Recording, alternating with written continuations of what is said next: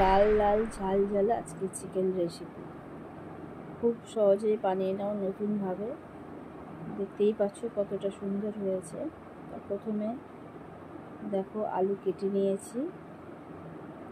আলু কেটে নিতে হবে, তাতে হলুদ ও সামান্য নুন মাখিয়ে রেখেছিলাম। কড়ায় তেল গরম হয়ে গেলে আলুগুলোকে খুব ভালো করে ভেজে নিতে হবে।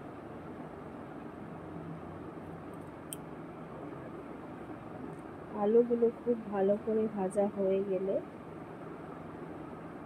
তুলে নিতে হবে। অন্যদিকে চিকেনটাকে ম্যারিনেট করা রেখে দেওয়ার জন্য সামান্য হলুদ আর তেল, সর্ষের তেল দিয়ে ভালো করে 10 মিনিটের বেশি মাখিয়ে রাখতে হবে।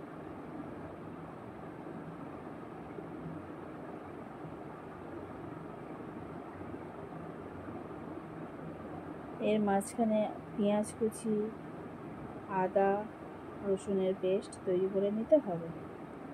দেখো এখানটায় ম্যারিনেট করা হয়ে যাওয়ার পরে আলুগুলো ভাজা হয়ে গেলে সেগুলোকে তুলে নেওয়া হবে। আলুগুলো তুলে নেওয়ার পরে যে বাকি তেল থাকবে তাতে আরও সামান্য কিছু তেল দিয়ে 2টো তেজপাতা ফোড়ন দিয়ে কুচিয়ে রাখা পেঁয়াজগুলোকে খুব ভালো করে ভেজে নিতে হবে। পেঁয়াজ ভাজা হয়ে গেলে একটা টমেটো আর কিছু কাঁচা লঙ্কা দিয়ে ভালো করে এই পেঁয়াজের সঙ্গে কষিয়ে নিতে হবে। কষানো হয়ে গেলে আদা আর রসুনের পেস্ট দিয়ে আরও কিছুক্ষণ কষাতে হবে, যাতে মশলা থেকে তেলগুলো কিছুটা ছেড়ে যায়। এই আদা রসুন পেঁয়াজ কাঁচা লঙ্কা টমেটো ভালো করে কষানো হয়ে গেলে হলুদ গুঁড়ো আর লঙ্কার গুঁড়ো দিয়ে আরও কিছুক্ষণ কষিয়ে নিতে হবে।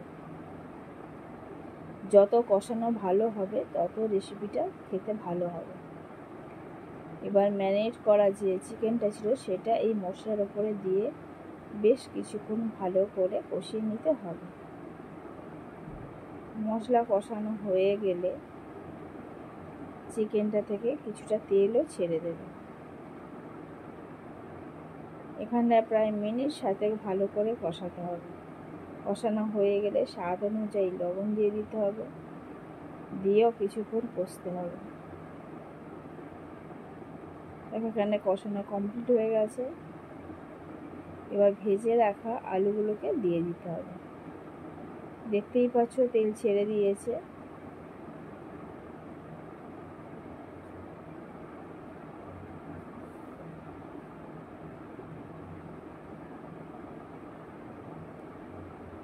কষানো কমপ্লিট হয়েছে। এবার ভেজে রাখা আলুগুলোকে দিয়ে আলুর সঙ্গে চিকেনগুলোকে আরও কিছুক্ষণ কষিয়ে নিতে হবে।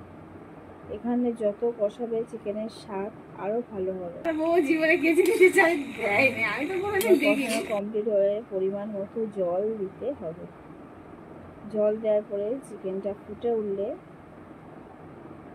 এবং আলু সিদ্ধ হয়ে এলে চিকেন সিদ্ধ করে নামিয়ে নিতে হবে। এখানে ধনে পাতা দেওয়া যেতে পারে আর গরম মশলার গুঁড়ো দিতে হবে। তাহলেই রেডি হয়ে যাবে ঝাল ঝাল লাল লাল ঝাল ঝাল চিকেন রেসিপি। আজকের রেসিপি এই পর্যন্ত। আবার নতুন রেসিপি নিয়ে চলে আসবো।